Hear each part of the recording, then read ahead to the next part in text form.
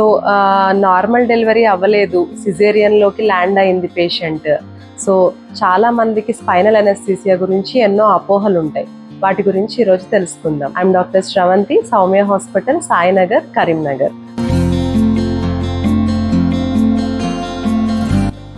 చాలా మంది నార్మల్ డెలివరీకి ట్రై చేస్తారు, కానీ but end of the day అది ఒకవేళ ఏదైనా కాంప్లికేషన్స్, ప్రాబ్లమ్స్ రావడం వల్ల సిజేరియన్ చేయాల్సి వచ్చింది అని అంటే మనం తప్పకుండా స్పైనల్ అనెస్థీసియా అనేది పేషెంట్కి ఇవ్వడం జరుగుతుంది.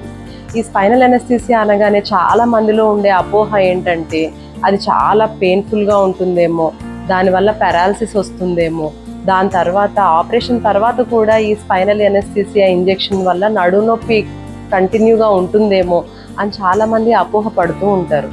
బట్ అవన్నీ నిజం కాదండి. యూజువల్గా స్పైనల్ ఇంజెక్షన్ అనేది చాలా సన్నగా ఉంటుంది. అది మనకి L2, L3 కానీ L3, L4 అంటే వెనకాల వెన్నుపూసలో ఉన్న అడుగు భాగంలో ఆ పూసల మధ్యలో సెరిబ్రోస్పైనల్ ఫ్లూయిడ్కి అంటే ఒక ద్రవం లాంటి దానిలోకి ఈ మత్తు ఇంజెక్షన్ అనేది ఇస్తారు. అంతేకాని బోన్ని డ్యామేజ్ చేసే ప్రక్రియ ఇది కాదు. దానివల్ల మనకి టెంపరీగా మనం ఎక్కడైతే సర్జరీ చేస్తున్నామో ఆ పొట్ట భాగం నుంచి కాళ్ళ వరకు మత్తు వస్తుంది తప్ప వేరే బాడీ పార్ట్స్ ఏది కూడా ఆ స్పైనల్ ఇంజెక్షన్ వల్ల పేషెంట్కి ఎఫెక్ట్ అవ్వదు. దీనివల్ల ఆపరేషన్ అయిన తర్వాత కాంప్లికేషన్స్ అంటే ఒక 2-3 ఇయర్స్, 4 ఇయర్స్, 5 ఇయర్స్ నడుము నొప్పి రావడానికి కారణాలు ఈ స్పైనల్ ఇంజెక్షనే అని అనుకోవడానికి మనకి ఏం లేదు. దీనివల్ల పారాలసిస్లు కూడా మనకి రావు. చాలామంది ఇలాంటి అపోహల వల్ల ఆపరేషన్ అయిన తర్వాత వచ్చే నడుము నొప్పి ఇంజెక్షన్ వల్లనే అనుకొని మా దగ్గరకు వచ్చి అడుగుతూ ఉంటారు. బట్ మెయిన్గా నడుము నొప్పి రావడానికి గల కారణాలు ఏంటి అంటే ఆపరేషన్ అయిన తర్వాత చాలామంది పోస్టర్ మెయింటైన్ చేయరు. బేబీకి పాలిచ్చేటప్పుడు ఎక్స్ట్రీమ్గా వంగిపోయి ఇవ్వడం, లేదంటే అబ్నార్మల్ పొజిషన్స్లో పడుకొని ఇవ్వడం వల్ల వెనకాల వెన్నుపూస అనేది కరెక్ట్ సపోర్ట్ తీసుకోకపోవడం వల్ల ఎక్కువగా బ్యాక్ పెయిన్ అనేది కంప్లైంట్ చేస్తూ ఉంటారు.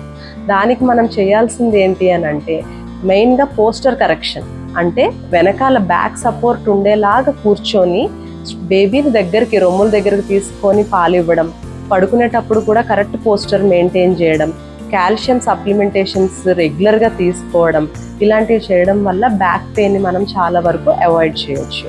దీంతోపాటు రెగ్యులర్గా డాక్టర్స్ని కలుస్తూ ఎందుకు పెయిన్ వస్తుందో చూపించుకుంటూ, ఇంకా మనం సప్లిమెంట్స్ తీసుకున్న లంబార్ బెల్ట్స్ లాంటివి పెట్టుకొని సపోర్ట్ తీసుకున్నా కానీ నడుం బెల్ట్లు అంటారు, అవి తీసుకున్నా కానీ నడుము నొప్పి తగ్గట్లేదు అని అంటే అప్పుడు ఆర్థోపెడిషియన్ని కన్సల్ట్ అయ్యి తగిన ట్రీట్మెంట్ తీసుకోవచ్చు.